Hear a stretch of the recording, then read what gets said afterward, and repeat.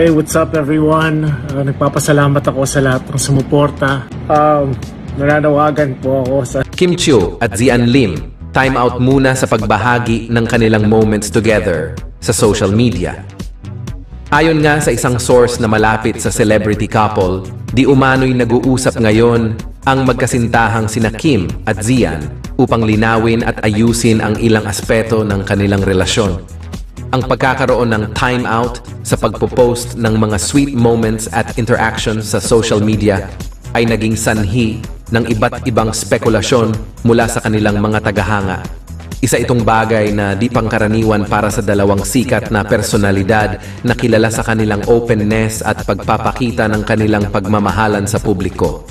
Matagal nang hindi nagkakaroon ng mga interaction ang dalawa sa kanilang mga social media accounts, kung saan dati-rati ay aktibo sila sa pagpapakita ng pag-like at comment sa post ng isa't isa.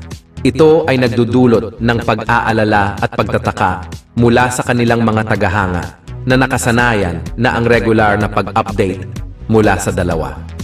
Ayon nga sa source, ang kasalukuyang sitwasyon ay isang pagsubok na kinakaharap ng magkasintahang Kim at Zian.